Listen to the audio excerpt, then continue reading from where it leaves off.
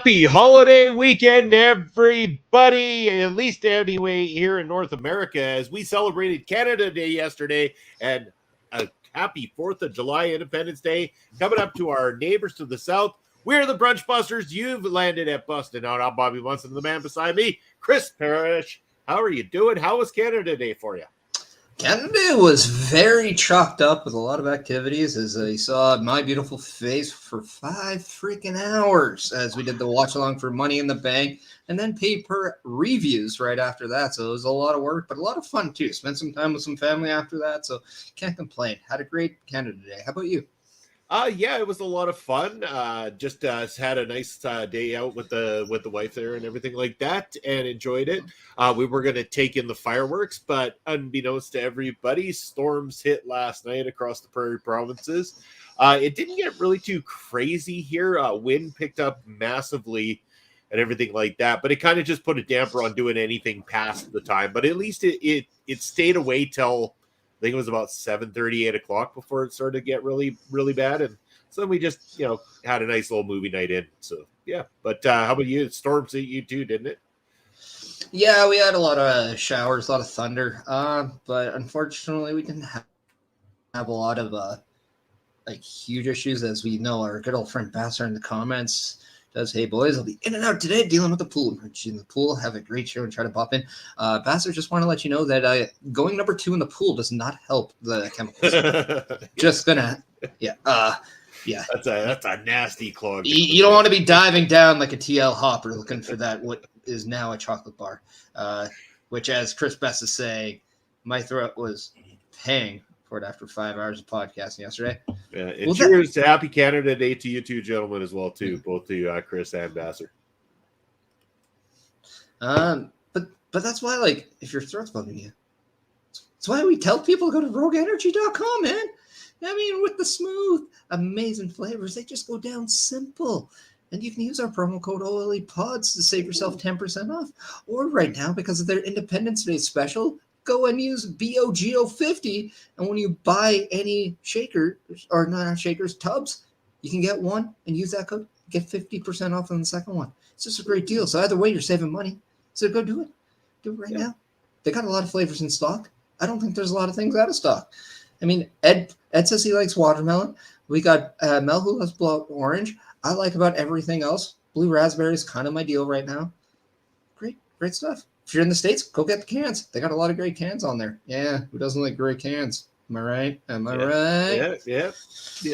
So, Perish, before we even start talking about wrestling stuff, I wanted to know, let's revisit a conversation from last week's program where we were talking about the first ever Busting Out Awards. And again, in case anybody didn't catch that program, we're still looking for assistance from you guys on a clever name we can use for the first ever Busting Out Awards. And it's going to be coming up quicker than you think, because we started Busting Out in September. So we're going to be looking to do the first ever Busting Out Awards to coincide with that. And we need help from you guys. Let us know what you think. Let us know what we could call that awards show. I mean, we mentioned off screen about BOAs. I mean, Busting Out Awards really is a BOA. I mean, it could be up there. So if you want us to look like some old wrestlers that wear boas, like maybe a Sugar or Superstar Billy Graham. Yeah. You thought I was going to go with somebody else. Yeah. But let us know. Boas is an option. We got the voice Joshua Joseph coming in saying, "What up, boys? How goes it?" It's going well. It's going. Unfortunately, we cannot call it the Busties, as Busted Open Radio uses Busties. So trust us. We were thinking that too. That was number 1 on our list. But also check out Josh Joseph just did an interview with Buff the Stuff Bagwell recently. So what a great time that must have been, and everybody should go check it out. Indubitably. That's a very fancy word. I said it real fast because I know I didn't pronounce it.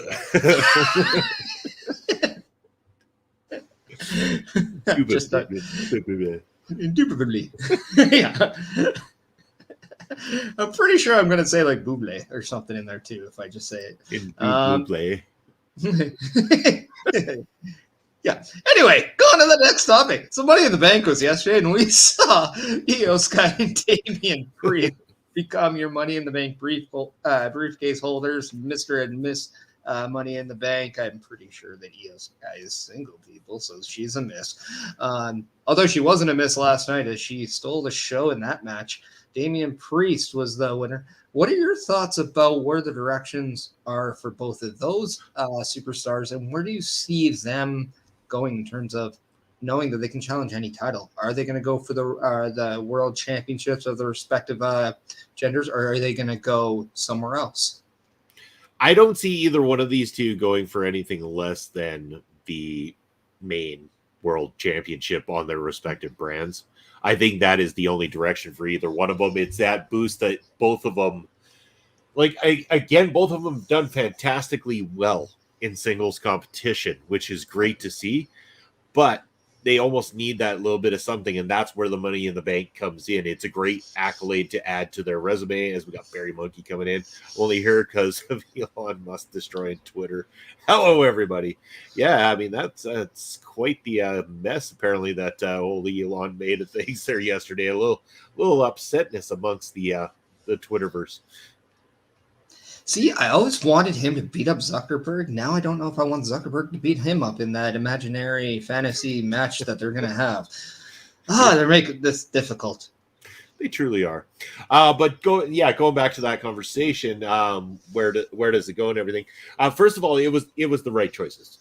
Looking at the list of everybody there, it's the ones who needed that little bit of extra something to help them get there, and I think that's where it's going to work out for both parties. I think with Damian, I could see it being held off until the opportunity to cash in on Seth happens. I think that would be the case with Damian taking that title, which, it could then just continue on with the frustration between him and Finn Balor down the road. Damian really could take the reins and say the Judgment Day is his and abolish Balor at some time, because, Balor could stand on his own 2 feet as a singles competitor. We clearly know that. I think Damian really looks fantastic in this position himself. And I'm very glad with Io Sky as well, too. Where do they go? Everybody obviously wants to see Io and Asuka. That's what the chatter is. It's what everybody wants. I don't see them not giving us that unless something unforeseen happens as well, too. I really think this goes the direction Damian, Seth, Io, Asuka, and then your new champions are crowned. Yeah, what I love is that this is probably going to be the first year we get true patience on with the briefcase, and I like that, especially on the women's side, where we're used to just fast cash-ins.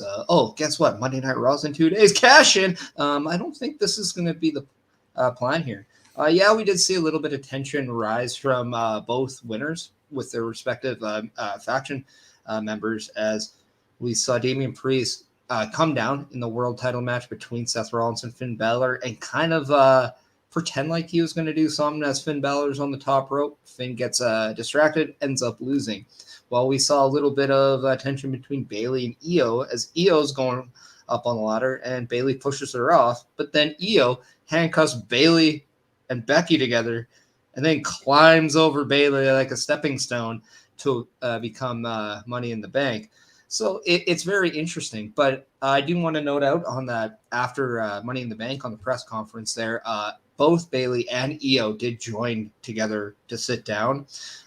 So it looks like for the time being, there's not a lot of tension, but needless to say, I think they're gonna use that as a, and when I say they, I think WWE is going to use that as a way to finish that out first before they have Io Sky go to a championship opportunity.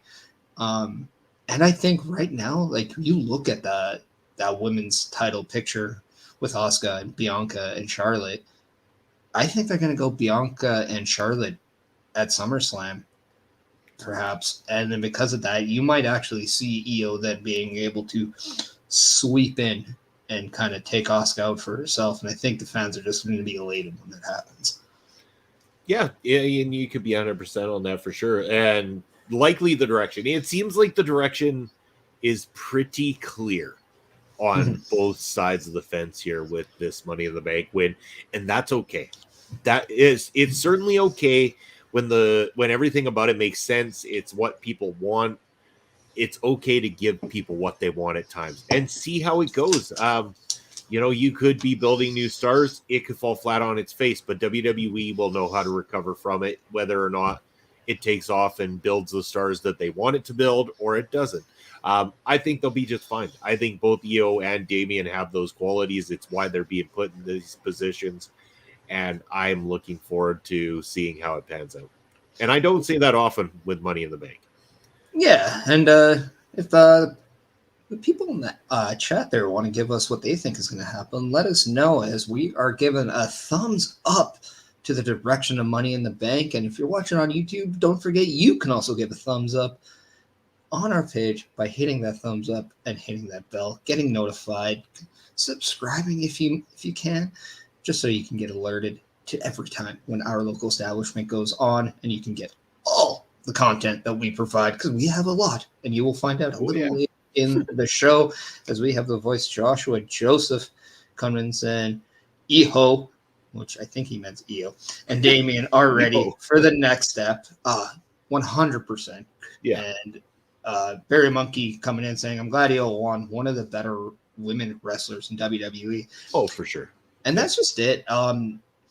We said in a Monday Night Watch Along that these matches were very NXT heavy. And when you look at the winners, they're different from the years past because, yes, they were primed in NXT. They have been developed as soon as they came in. They were original NXT, or not original NXT, but they came from NXT. These aren't your typical big names. They're people that need that Money in the Bank briefcase to help elevate them into the next status, which is that main title picture. It's not because they couldn't do it. They just needed that help. And that's what the whole intention of the Money in the Bank match was scheduled and intended to be. And I think now we see that this is going back to the roots, the origins of the Money in the Bank briefcase. And I think it's going to be a very huge successor for both Io Sky and Damian Priest to reach the pinnacle, which is heavyweight champion. Think about this too. 1 year ago, SummerSlam, in a surprise move, we get Io Sky, Dakota Kai, and Bayley forming a group. And in under the 1 year, in that group, that everybody expected Bayley to become a heavyweight world champ again on the women's side, we have Io Sky with the Money in the Bank. No win for Bayley yet on the world championship side. A dissension that is starting to build within those ranks slowly. The catalyst has been put in place. Now, if Io ends up, or better yet, when Io ends up cashing in and winning and taking that belt, you have built yourself a long storyline, but yet a strong storyline. And that's the thing about planned long-term booking when it's done right. In this case, it's going to pay off very, very well if they utilize it just right. And I think that they will. I think they have put the pieces in place to make this be a perfect payoff. Yeah, and just to add on to that too, when we looked at that SummerSlam, we didn't even think Io was going to re-sign with WWE. We didn't even know what was happening at that point. Dakota Kai wasn't even a thought in our minds on the main roster or in WWE, and we didn't even know if Bayley was going to return from injury. This was one of Triple H's first PLEs on his own accord, and this is the decision that he started off going into. So you can say that Damage Control really was one of his original creative decisions, and the fact that we've seen Bayley be put in that role, and her shirt, Know Your Role model, absolutely fantastic. By the way, and her gear was just on fire. I loved her gear. Before I go there, if I remember, we were in the same thing. No? Yeah, we were. Chris Best coming in. If I remember correctly, the rumor was Io was going back to Japan, and that was just it. And then now we're seeing not only Io Sky back. Actually, she was Io Shirai when she came back. She's now Io Sky. But we've seen her just catapult to that next level now. And it's an organic thing because we saw her at what was it, or not Elimination Chamber? Sorry, what was the with her and Bianca? Yeah, Backlash. Thank you. Yeah. We saw her Backlash, and that was in a different crowd as well, not a North American crowd, and she was just to the moon over. And then same way in the UK. So she has now proven that the people are behind her, and we see it in the States. We see it in Canada. It's something you can't go away. So the fact that they've organically made her a star on the main roster, and like you this is going to be a big deal when it happens. So it's like you said, long-term story building at its finest. Triple H, great job. Who would have thought a year ago, as you said, this is what was going to be the circumstance? And we go back to Backlash. Who would have thought that we'd be talking about Damian Priest's world title in a legit standpoint now? Yep. That was a hope. Now we're talking that it's gonna happen at some point. Yeah, and looking forward to it because Damian's fantastic. I've loved his body of work even prior to WWE. So I am looking forward to this opportunity to see him in that top picture. It's going to be great. I also want to touch on, when we're speaking about Money in the Bank ladder matches, the absolute dominating pop the one LA Knight continues to get every single where he goes. Yeah. Like, it's just unbelievable. It's like, and I know people might be pissed that they didn't pull the trigger on LA Knight, but I don't think that I still think Damian Priest is the right choice, even though LA Knight is the hot baby face right now that people want. He is the people's champion in a sense. Not to use that term again, like any differently than The Rock used to say it, but in a sense, we have all selected him to be that guy that wasn't supposed to be the guy. And he is taking it and running with it. And even not coming out successful in this does not prevent him from still being popular amongst the WWE universe. And I could see him being slotted into a picture, like, again, we've talked about it before with an Austin Theory, and going after the U.S. Championship. And people will love it just as much if he beats Austin Theory and takes that belt from him. Bobby, let me talk to you. Okay. One of the amazing things for LA Knight in the last little while is, especially if you go back and listen to that interview with Chris Van Vliet, he said that he thought he almost got fired in the Max Dupree era. And it was Triple H who kind of helped him stay and like keep that job. And then now we're seeing a little bit of benefit that had to give who we know now as LA Knight a little bit of vote of confidence that the guy in charge is behind you, which allows him to have that platform to go out and just be him. He says he doesn't have to think when he's LA Knight. He had to go out and think about who Max Dupree was. And then now we see the people behind him, and it's clear. It is so crystal that the people want to say, yeah, they want to hear that LA Knight, and then they go up. They're just elated when that music hits. And he's naturally getting over. And I want people to know that he's naturally getting over. And look at what he's doing on TV. He's naturally getting involved in things. He's naturally in a little talking feud with Logan Paul. Logan Paul had one of the best retorts to the burn on Monday Night Raw on Friday Night SmackDown, saying, hey, aren't you the guy that was just supposed to be a manager after a 20-year lackluster career? That was a great burn. Happy Canada to you too, Brian Carter. Well, Brian will be celebrating Independence Day, July the 4th on Tuesday. But, of course, thank you for the Happy Canada Day our way. We had a great time. We hope hopefully get some barbecue plans or something like that coming up on Tuesday. Because good food always goes well over the holidays. Yeah. And then you also look at, you got the Austin Theory right there, U.S. title. Not involved in anything right now. He could very well go into that. And then you also have Grayson Waller. He was on the Grayson Waller effect. There's always that potential for a match as well. He has naturally gone into something. And I still think you go on the Grayson Waller effect, that is where you take over the show, you bring back the dummy button. Yeah, as we get to Barry Monkey saying, in long title matches, LA Knight will be more exposed as an average wrestler. He is best suited as the big mid-card character crowds love. Nice mid-card title reigns. Yeah, but don't sleep on the fact that he can improve, because we thought the same thing about The Miz, and we saw a lot of people like Dolph Ziggler, like Seth Rollins, have these matches with The Miz who we didn't think could go that extra mile, and Miz shows as he can. So I wouldn't think he's unable to. I just don't think it's one of his best suited qualities, as I'm sure that's kind of your thought as well. Ball coming in saying, gentlemen. I think we got to get Mel a shirt that just says gentleman. Yeah, I think so too. Yeah. I think that's a great idea. But to Barry's point too, like I see where you come from for sure. And, pulling the trigger, yeah.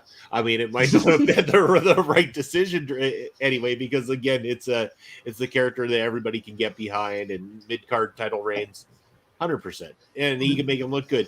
I don't think there's so much about the improvement. I mean, this guy's a seasoned veteran. This guy's been around a long time. If they wanted to let him go, he could. It's just not the type of style. As far as his work rate goes, there's nothing wrong with how LA Knight conducts his work inside the ring or anything like that. And I'm pretty sure if they went out there and told him, like, oh, by the way, we need you to have a 40-minute match with somebody who can really go, he could keep up and do it. There's no doubt in my mind about that. It's just I get where you're coming from, that he's in most landscapes when it comes to professional wrestling, typically an upper mid card one that everybody can get behind because it's the likable guy that they want to see. So I can attest to what you're saying 100%. But really, I mean, I've seen lesser people than LA Knight get the Money in the Bank briefcase. So yeah. And we kind of go from a guy who has a perception of somebody that we want to go up, see up. We talk about another guy who has the work rate that a lot of people over time have come to respect. We talk about somebody that might not be a world champion, but is a very good mid-card act as well. But this past week on NXT, he challenged one Carmelo Hayes for the NXT championship in losing effort. But that's not what we're talking about. We're talking about the lone wolf gimmick Baron Corbin brought back, which just begs the question, are there other gimmicks or past kind of looks that you want to see current superstars bring back? One is the obvious. It's Butch back to Pete Dunne, the bruiserweight, and allowing him to be the bruiserweight in general. It's a menacing character. It's fantastic. I love watching him hurt people. I know that he's done the best he can with Butch, and nobody's complaining like they were at the beginning as much, because again, it's a testament to what Pete Dunne, the wrestler, is capable of. But we still, honestly, we long for seeing the bruiserweight back in a ring in singles competition. I like Mel's comment that's Stardust. That would be both bad and great at the exact same time, I think. But for me, the other one would have to be just Bray Wyatt reverting back to like a non-entity of like teleporting bullshit kind of thing. Cult leader. Like the cult leader Bray Wyatt more so than any other incarnation of him, because then it made sense. It worked. It was something that I believed in a little bit more, and I believe that he was the star that they believed he was as well too. Once it started to get to the overproduced, non-selling garbage that he was putting out, that I may think, in all honesty, outside of the promos, made him lazy and complacent. And I think that he was trying a lot harder. His in-ring looked a lot sharper, and he was putting on better production overall as the cult leader. And I would love to see that back. Yeah, and like some people, like I would like to see is I'd like to see Nikki Cross kind of go back to that. Kind of go back to like the sanity Nikki Cross that we all know.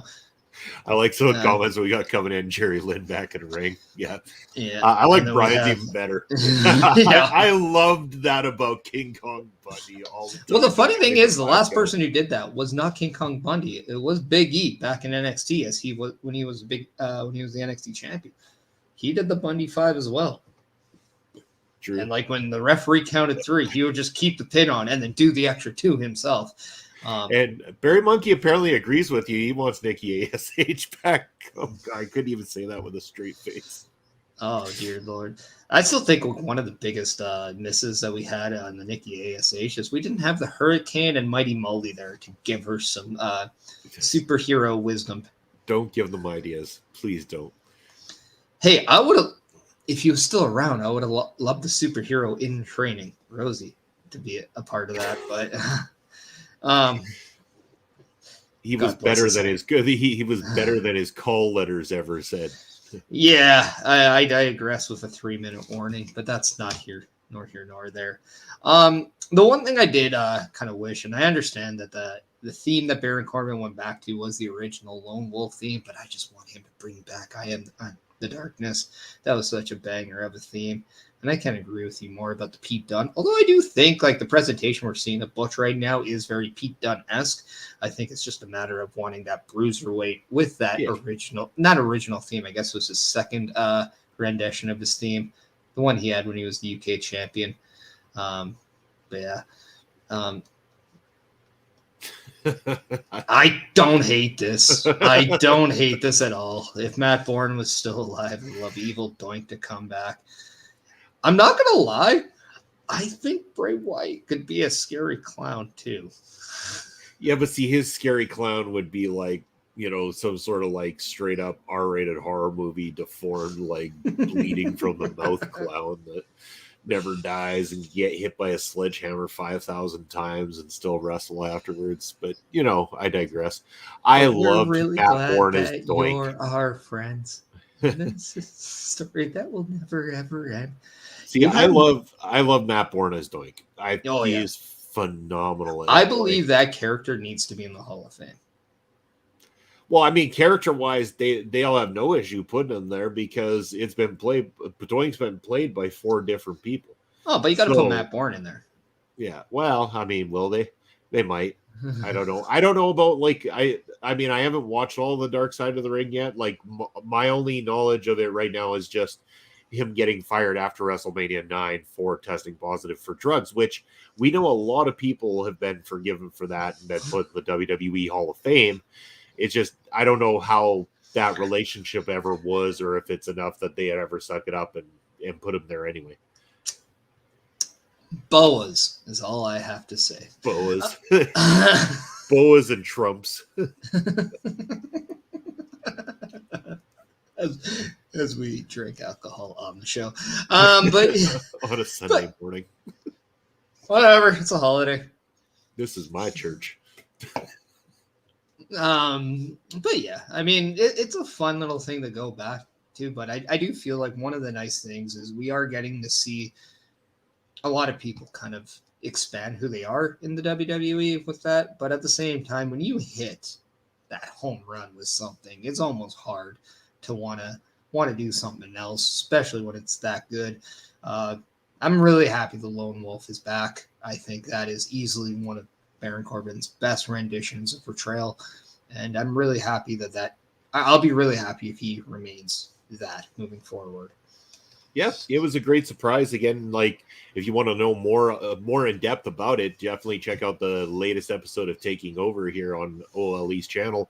Ed Fries and Astrid gave a great portrayal of the Lone Wolf character and the entire match itself. So definitely check that out. And again, like it's great to be able to revert back to something like that. He's gone through how many different changes and everything like that. He's been pushed to the top and brought all the way back down, but now he's looking like a top guy over in NXT.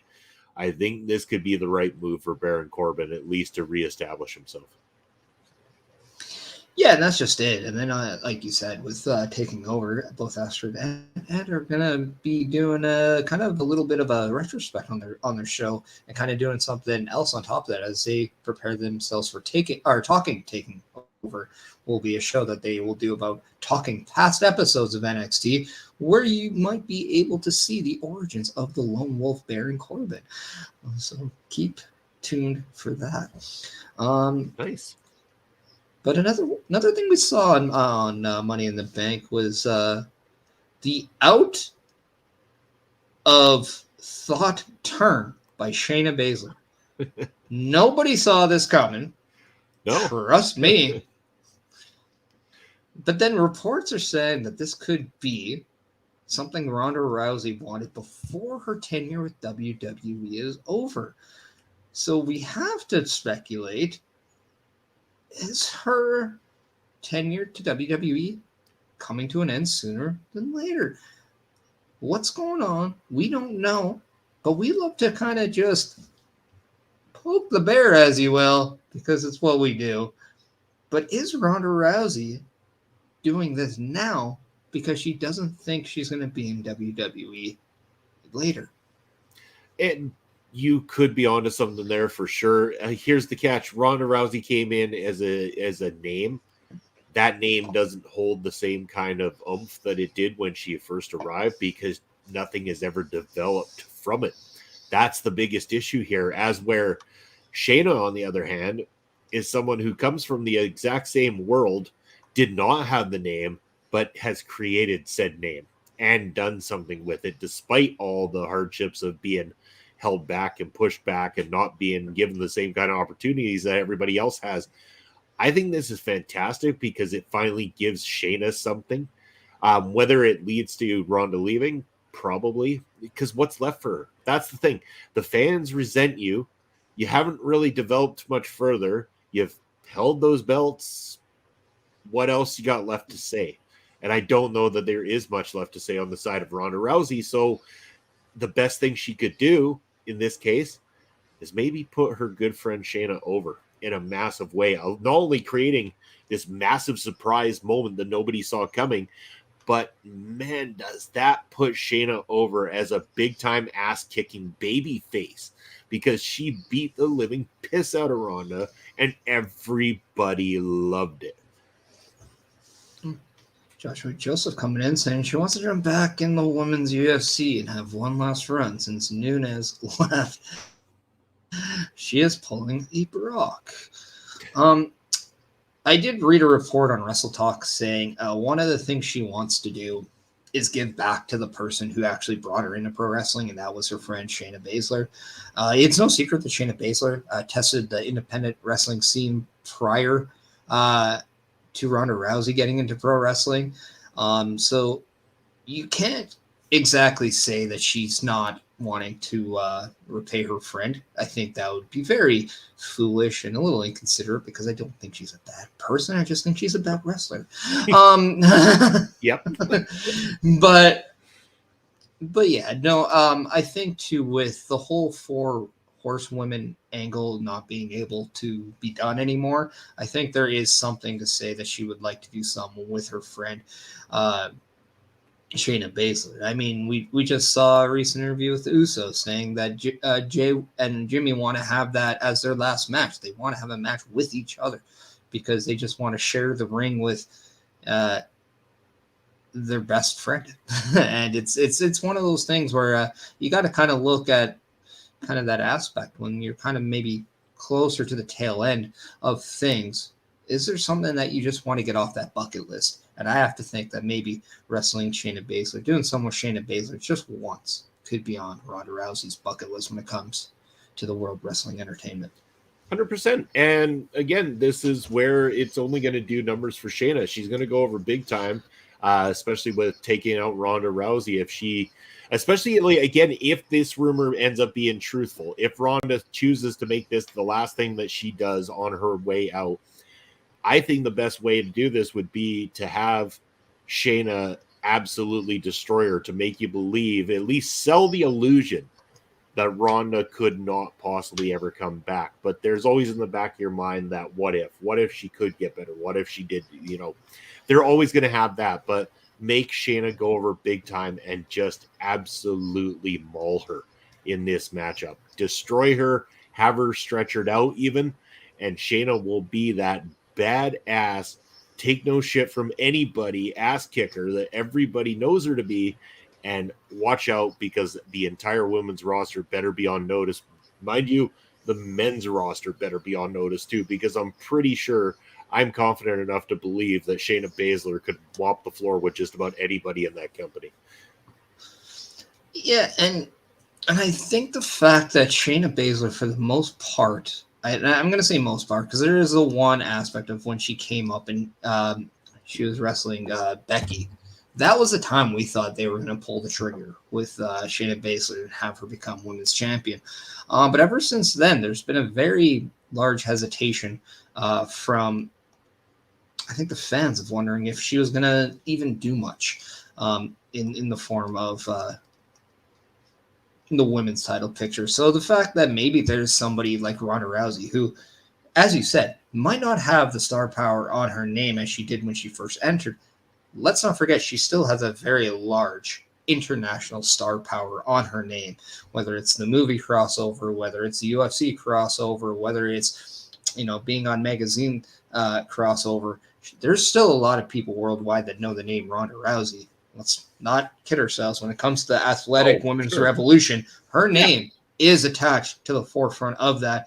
And if that's going to be the name that helps Shayna Baszler, I mean, you got to at least appreciate Ronda Rousey for doing the right thing if she is to leave, and that's putting somebody over on her way out. That's the right, respectful thing to do. I more meant the name doesn't hold as much oomph as it did. It doesn't carry her from one thing to another as well as it once did and stuff. But I'm not saying it doesn't still hold enough oomph to make a star turn for Shayna Baszler out of this. Oh yeah, no, I'm not arguing with that on. I'm just also kind of like adding on to that. For sure. Yeah. I think it's an agreement though. If Ronda Rousey was to take 7 months off and come back, I don't care as much as when she did it in the first Royal Rumble, Women's Royal Rumble. Like, it was a bigger deal then than it would be now. Yeah, I agree with that. But that's not. That's still, I think, as we both can agree, that she still has a very large name. She can take that decreased perception because she's perceived very well in the lights of sports. As Joshua Joseph is saying, she was trying to repair her name in the UFC. Don't forget, she was beat out of the UFC, not on her terms. Nunes beat the hell out of her.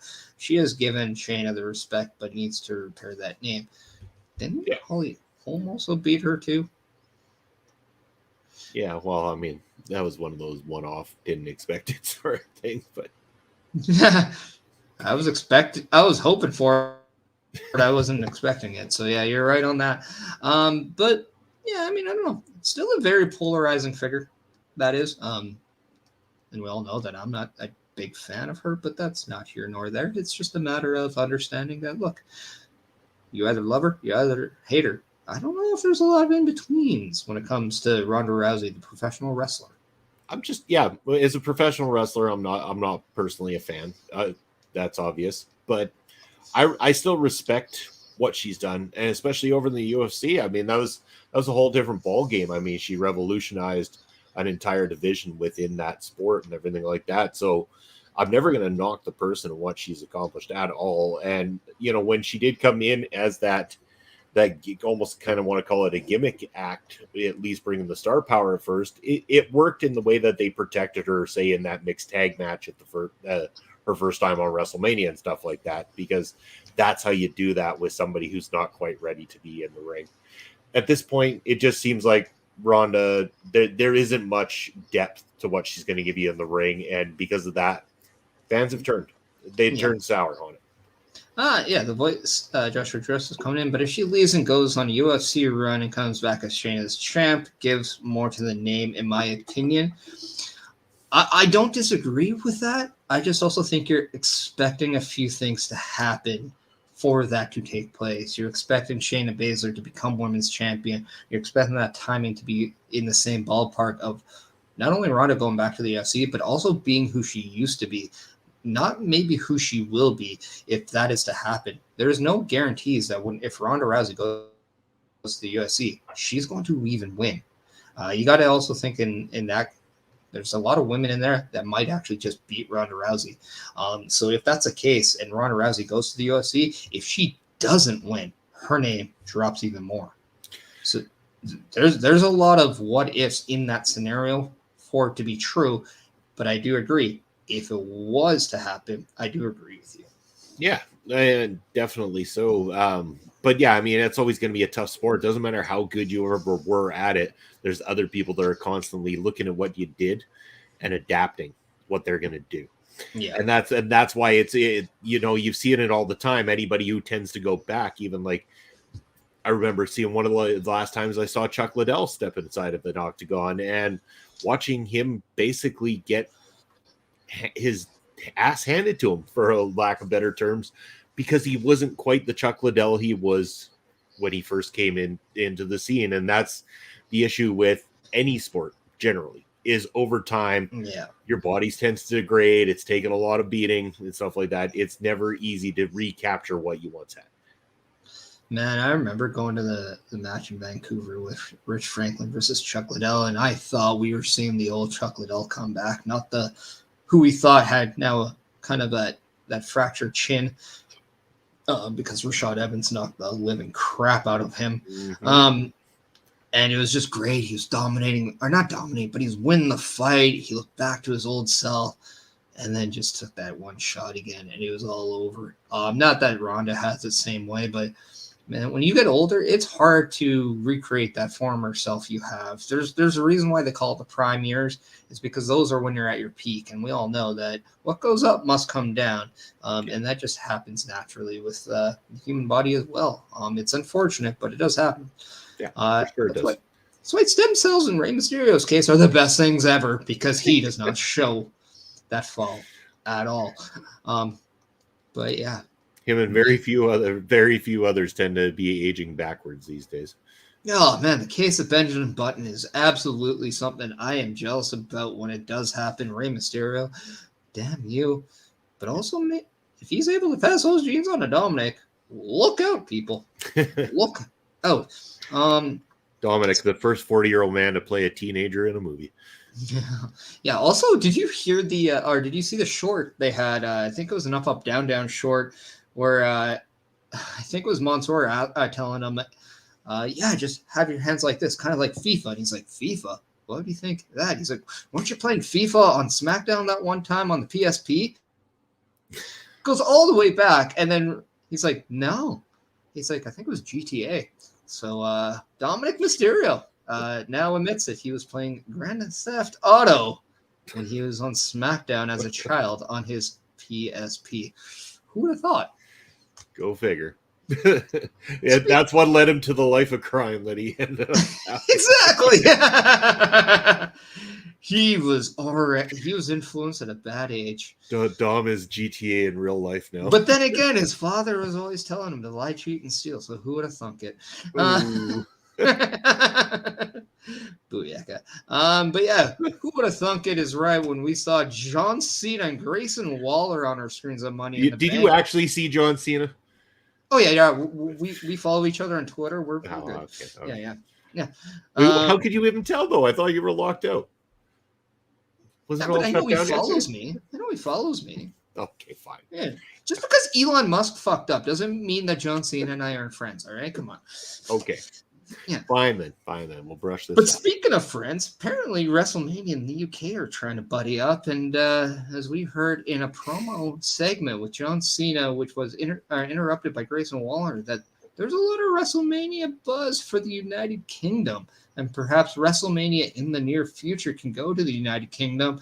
Obviously, Grayson Waller comes out and kind of craps on that idea and says it should go to a place that is a little hotter, has more babes in bikinis, somewhere like Australia, which you have to kind of think, if WWE is to take WrestleMania outside of North America for the first time ever, where would it go? UK seems like a pretty good idea to me. What say you? UK is a very logical choice. Again, the time difference between, say, the East Coast in the United States and Canada versus the UK is typically in around that 6 hour mark, anywhere from 5 to 6, depending on what area of the UK that you're talking about. Wembley is a fantastic stadium for something like this. It could definitely have the capacity that they'd be looking to do over a 2-night WrestleMania out there. Guaranteed that would be packed for sure. For a WrestleMania, especially. Now, going back to Grayson Waller in Australia, I think the biggest hurdle there is not so much that there isn't the fan base or isn't the stadium or isn't everything that he is saying. It's the at least 16-hour time differential between Australia and the East Coast-ish kind of thing. It's in around that range. So we're talking almost a full 24 hours, pretty fucking close to it for trying to put that on a television. And I think that really screws things up. As where, like, this is the nice thing about Money in the Bank. It went on. What were you guys were starting to watch about 1 o'clock in the afternoon with something like that. So if you're doing a WrestleMania over 2 days, we fans in North America, I think, have zero problem about an early afternoon or, barely after lunchtime start time to WrestleMania, especially with how long it is. This is absolutely perfect for us. It's perfect for the people in the UK because they don't get these things all the time. And at WrestleMania, they would make sure that stadium is packed. Plus, you're going to get your travelers. There is people that will make the travel to go see WrestleMania at Wembley Stadium. Yeah, and I think when we on the watch long, we had Mark Talks Wrestling on there. He said it was 8 o'clock his time. It was about 1 o'clock my time, 3 o'clock Eastern, I believe. Yeah. Everything in connection was. So you have to imagine, the different time zones does play a factor in it. But I'm sure if there's one organization that has the ego, has the balls, has we can spend a week or so in this country just to get things acclimated for a loop. I think the WWE has that under control, or maybe they don't. I don't know. I like to assume they do because, well, it's WWE. They turned Shane and I didn't know. Damn it, they can do anything now. That's true. But as Barry Monkey coming in, both sound great. Wembley for WrestleMania and WWE pay-per-view in front of 100,000 drunk Aussies at Melbourne Cricket Ground would be amazing. And I agree. I love Australia. I think that the wrestling there is fantastic as well too, and I'd love to see them get that opportunity. I don't know if it's quite WrestleMania level. I think that they would test the waters with, say, a Money in the Bank, or even if the gimmick pay-per-views go away, like a Backlash or something along those lines, that they would test the waters in Australia before pulling the trigger on something as big as WrestleMania. But obviously WrestleMania, I think that they believe that no matter what they do, like if they go to somewhere like the UK, they can pull that off. They've done it with SummerSlam. I think they're confident enough to go with that one and take it internationally for the first time ever. Yeah, outside overseas anyway. Sorry, I don't think there's a lot of serious talk about WrestleMania in Australia. Obviously, Grayson Waller says that because he is from there. But the one thing I do want to say that I think it does help hold some substance, though, is quite possibly one of the hottest acts, whether it's in the ring, out of the ring, at all, is the women's world champion Rhea Ripley, who happens to also be from Australia. Yep. And I believe that if you were to have a Rhea Ripley main evented Australian WrestleMania, that is going to do some disgusting numbers. And that might be something worth looking into at the very least. But now, I don't think it's a real reality, but I don't think it's out of the form. No, but by what you're saying as well, too, though, a Rhea Ripley headlined premium live event in general of any kind, I think would do those type of numbers and then some, because they're going to be so proud of a homegrown hero. And that's exactly what Rhea is. I mean, she is the face of WWE right now in so many ways, like just absolutely killing it out there. And, there's so many great years ahead. And again, if Rhea's star continues to rise, she could get to the place where that conversation could open up more about doing a WrestleMania there or something a lot larger. But I think, again, I'll stick with the idea. I think they would test the waters on a regular premium live event first. Oh, 100%. See how that goes. And then once they realize how massive it can be in Australia, then that would then table the conversation of taking something bigger there. Yeah, and you have to think that we're not talking about a WrestleMania anytime soon. As we already know, WrestleMania 40 is in Philadelphia. So we're thinking at the earliest, it's WrestleMania 41, which is in the year 2025. So we're talking some time out on this one. So I think with that being the reality of the situation, I think it's very doable.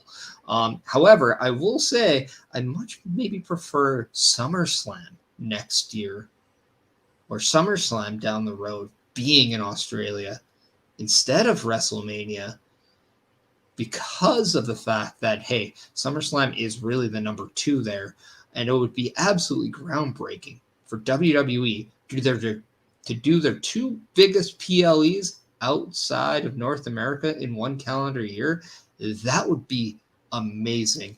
However, I do want to pose this idea. If they are to do WrestleMania in the UK, say it's WrestleMania 41, if they decide to break out the announcement of NXT Europe with NXT Europe contestants beating the crap out of your main event, dude, that could be a monumental occasion and moment in WrestleMania history. We could talk about the Nexus making a big deal. Imagine if somebody like Wade Barrett is leading the charge for NXT Europe and does something very similar at a WrestleMania. Well, and imagine somebody of the level of a Gunther headlining at that point in time, too. And we never know who else is going to be at large, as the UK has a numerous amount of people just killing it in WWE right now.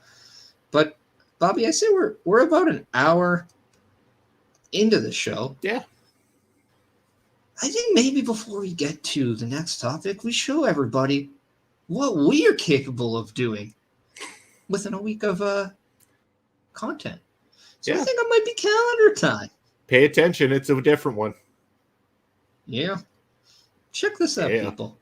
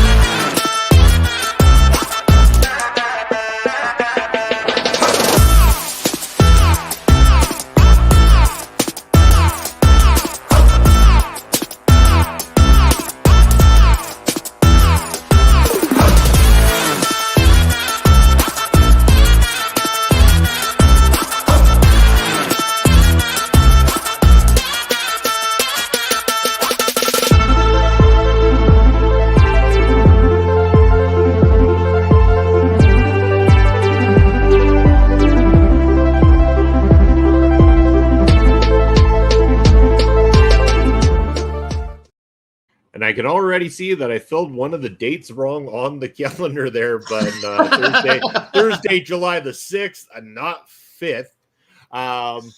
Yeah, so, but anyway, as you see the calendar a little bit different this week because... We need to say again, we've been drinking. Yeah. Since all weekend. But yes, this week, of course, as you saw on the calendar there, Ring Respect Radio is going to be bumped down to Wednesday as Papa Smokes has a prior engagement on Thursday night that he needs to go to. So him and I are going to be bringing you Ring Respect Radio this Wednesday night, which kind of opened me up for a Thursday night situation. So we're bringing you a very special Thursday night edition of Busting Out. Yes, episode 46 of Busting Out going to be on Thursday night, with episode 48 landing on Sunday. So you get double busting out this week. We got 2 sets of busting this week. And we'll leave it at that. Yeah. Yeah, I think YouTube would appreciate if we don't take that any further. They're sensitive. But speaking of being very sensitive, we saw something that was sensitively broken on Money in the Bank as well.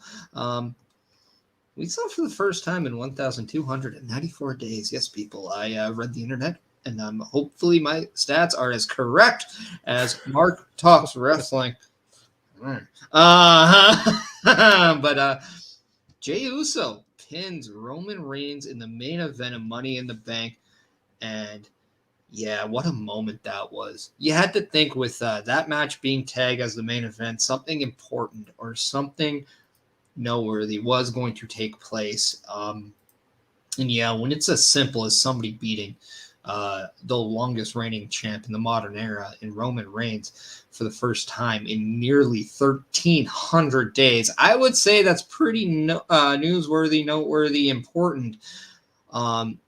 Right before we're setting up SummerSlam, it looks like it's now Jey Uso versus Roman Reigns for that championship. How can it not be? Yeah, exactly. And that is a great direction for them to go, the way that this storyline has played out. I think that you're going to have a solid match. That's a guarantee that you're going to get out of this one. You're also going to – it's not going to be one that, how do I explain? It's not going to be the match that ends Roman's run. I don't think. But it's nice to give that little bit of a rub where it's like you've ended his run as not being pinned, and leading up to that match, giving that what if factor that everyone's going to talk about. What if this was who did it? What if they pulled the trigger on this? I don't believe it's going to happen, but never say never is a great motto to go with.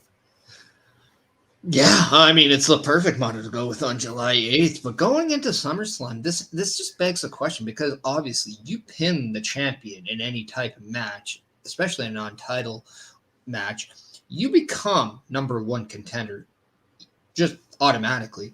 Jey Uso has now pinned Roman Reigns. Therefore, he is set to become the number one contender for that championship. And it just remains to be seen. The one thing we can say, we've never been able to say we know exactly where this story is going, because we tend to get surprised every single time.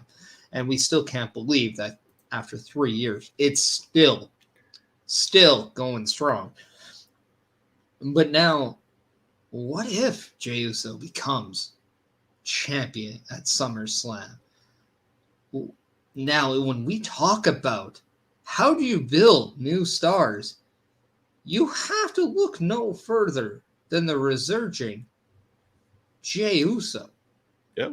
I think he is the pinnacle. When you think about the bloodline starting with Jey Uso versus Roman Reigns, and Jey Uso fell in line and acknowledged his tribal chief, the head of the table, near 3 years ago, he very well could be that poetic justice, poetic finish to ending the bloodline as we know it by defeating Roman Reigns and becoming the new undisputed Universal WWE Champion. Yeah. I mean, yeah, again, that's why that conversation is open, because the way this has been designed is to have people question it, have people wonder if they would shock us and not do the obvious and go this direction. And that's why people are going to pay attention. That's why they're going to be okay with this being the main, a main event, possibly matchup at SummerSlam itself.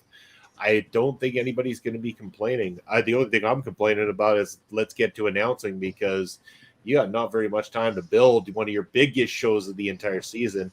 I mean, that was an insight into it a little bit, at least anyway, but tomorrow night, they better start rolling out some things, though. You mean Friday? No, tomorrow, Monday Night Raw tomorrow. Well, for that, yeah. But I mean, just in general, SummerSlam needs to start unveiling as of tomorrow. Yeah, and there has to be a lot of things for SummerSlam that need to begin. I mean, that's just the thing. I mean, it's August 5th. I mean, what's with these early month PLEs now? They're usually later in the month, or at least mid. This is catching me off guard. But August 5th for SummerSlam. So it's quite amazing that we're a month away now. I mean, man, it still feels just like the other day I was in San Antonio for the Royal Rumble, and now here we are a month away from SummerSlam. Just absolutely amazing. This year has flown more than Ricochet does in a gimmick match. But, no, I mean, how can... Man, if Jey Uso is the guy that dethrones Roman Reigns, he would have been the obvious guy from the beginning that nobody would have thought of this entire time. And how amazing would that be?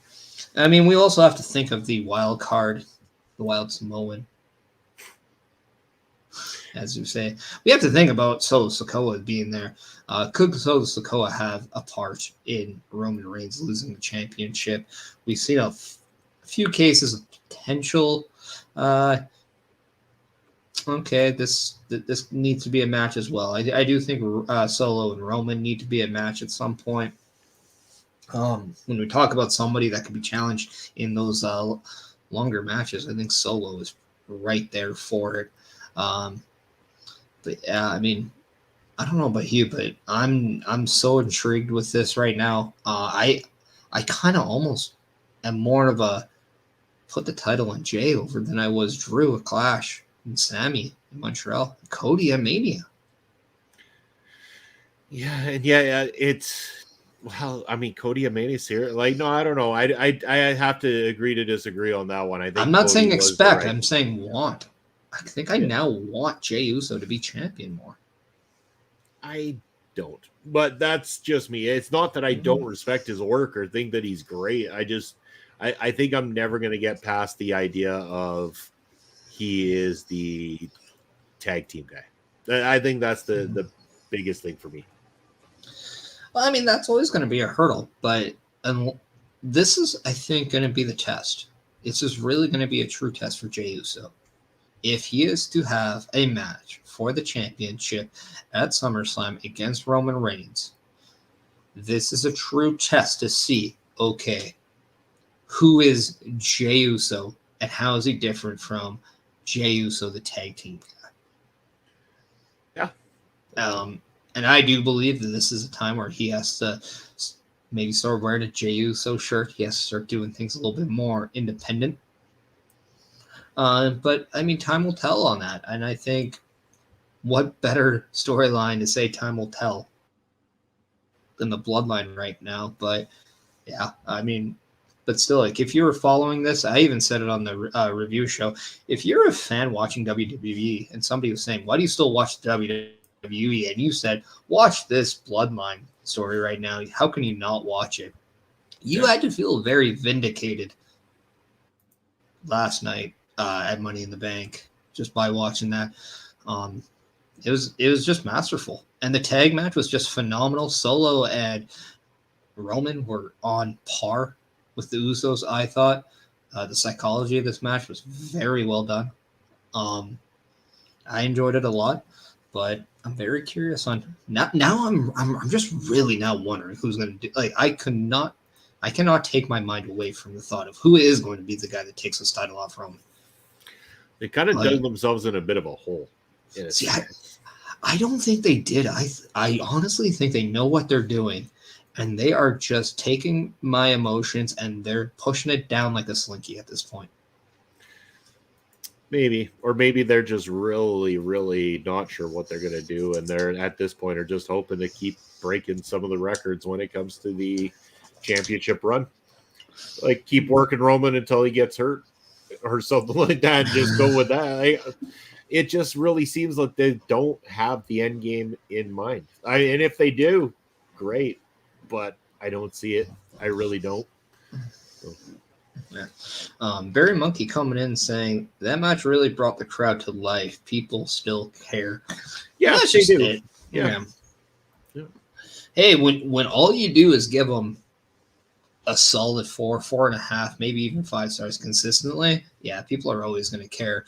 You might, after a while, I mean, it's just like any other TV show, right? When you watch Game of Thrones, you love Game of Thrones, you think it's the best show going every week, even if the episode might not be what it was last week, you're still there. You still think it's awesome. Why? Because the story is getting you, and no different with the Bloodline this week. But yeah, not like that show was ever prone to having bad seasons and episodes. But every year. But Bobby, I'd be remiss to ask. You said never say never. When we come with sorry. I was going to say, and then I realized that something else I forgot on the fucking calendar this week too, so I got to fix that thing up here for us. All right, let me kind of set you up then on what that is. But we said when it comes to whether or not WWE has the final end game in play, I mean, you're not sure. I'm hopeful. We can say never. Why Good. Is never say never the reminiscence of you remembering you may have fudged up on the calendar? Because guess what? This week it's coming up Saturday, July the 8th. MLW presents Never Say Never on Fight TV Plus, where you can watch all the action live for the very first time. But while you're watching that action live, we also invite you over to our local establishment where you're going to be joining in with the MLW Never Say Never live watch along tailgate party. Myself and Papa Smokes, the Video Bros, will be hosting, along with a panel of friends watching the show, letting us know all the things that are going down that night. You know, maybe eating some chicken wings, drinking some beers, having some fun. It's going to be a great time, and I will adjust the calendar. So it's got both big shows here for me that are double episodes in a sense here too this week. So I got Wednesday night with Papa Smokes doing regular Ring Respect Radio. Thursday night with a special edition of Busting Out. Saturday night, we've got the watch along party there for MLW Never Say Never, and then of course Sunday Busting Out. It's like doubled up all week here. It's like watching two doinks on screen. I still like that at WrestleMania 9. It was probably the best part of WrestleMania 9. I mean, isn't it ironic that if Matt Bourne got let go of WWE for drugs, you felt you were on drugs seeing two doinks at one time? Like, come on. Who would have thunk it? Who would have thunk it? Those are some good drugs, apparently. Drugs are bad. Drugs are bad, people, unless they're prescribed by a doctor. Then it's propaganda. What if they're prescribed? What if they're prescribed by a place that has like a white sign with a green cross on it? Don't worry about that. I'm just trying to make money, man. Just trying to make money. The economy can't trust it. I need to find secondary income. All right, I heard I need multiple. All right, just don't worry about the sign. Just read the sign and say, I'm in. All right, I'm in. All right. Oh, it's Pixie Sticks, I swear. Of course. That's it. It's the Fun Dip, man. The Fun Dip. Remember those? I do remember Fun Dip. the random child baseball player on the front of it. Yeah. I think that was Big Chew, wasn't it? Was it Big Chew? I thought the Fun Dip was the one with the stick, and you got to put it in, and then you lick it off. Big Chew is like the big wad of bubble gum. I thought it made you feel like you were chewing tobacco, like your favorite baseball player. Okay, fair enough. I don't know. Like I'm not a very big candy connoisseur, to be honest. Didn't have much of a sweet tooth. Come on, you ain't a Candy Crusher? What's wrong with you? I think I tried to bite into an everlasting gobstopper once and said, fuck it, I ain't doing this ever again. Fair. But yeah. What does anybody in the chat have any comments that are discussions you want to talk about? Because I know we were pretty WWE heavy this week. Yeah, chat. Clearly, I don't know. But yeah, I don't have anything, Bobby, or anything in the chat. Bobby, let us know before they do, maybe what you do have going on, where people can find you. Oh, okay. Well, if we're going over to that side of things, obviously, I'm assuming the ticker is up there below that you can check out, or it will be any moment now.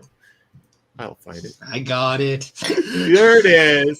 That's where you're going to be able to find me to reach out to me. But of course, like I said, you're going to see me all over your screens this week. It's going to be Wednesday night, Thursday night, Saturday night, and Sunday morning / afternoon. So yeah, be tuned in for that. And who knows? I mean, we're still in long weekend mode. If I get to a point where it's late enough and I got nothing else going on later, maybe I'll get some gaming going on my channel and on here for you guys as well too. But Perish, where can the good people reach out to you? Well, you can follow me on my socials here: Twitter, Chris Perish, Instagram, Chris.Perish, Twitch at the Chris Perish, YouTube at Chris Perish Kick, because I'm on there, because why not? All the cool kids are doing it, and they have candy. But you can find me at kick.com/Chris Perish. And I just want to also say thank you to everyone who stopped by my Twitch last night as we had the Money in the Bank watch along. I appreciate that. In terms of our local establishment shows, you can follow me tomorrow, actually, with the crew of Carl Carafel, possibly OMD, and Chris Best, as we have the Monday night watch along as we're looking to start the road to SummerSlam. And then normally every Wednesday would have Wrestle Draft, but stay tuned because we do have a special time where we're going to play that WrestleMania to find out who is the winner of Season 1. You don't want to miss that. And then obviously on Thursday, Bobby, you and I are just deciding, you know what? F it. Why not? Special weekly episode of Bustin' Out. We're going to do Bustin' Out on Thursdays. Maybe Bustin' Out After Dark. Who knows? But yeah, come check us there on Thursday. And then again, you and I are going to repeat and do another edition on the Sunday, like we do every Sunday. Who are we going to raid there, Perish? We're going to raid a little friend of mine, Dan Makes Games. Dan, all right. He's on something different. He's playing that amazing Fortnite game that everyone just loves to play and understands. Everyone but me. Yeah, me too. I don't get it. But maybe if you have those drugs, you can. But go check out Dan Makes Games. Give him that love and support that you've been giving us all week, ever since we started this channel. We appreciate that. So thank you so much. You'll be going there just momentarily. So have fun. Show them that old Hollywood. Tell them who sent you. It's our local establishment, baby. Baby. Just got to have that on the end. Oh, it does. So in about like 5 seconds or so, you'll be going over there. We thank the ones who've been with us today. So thank you. And yeah, that is done now. But for everyone who's still with us on the YouTube side of things,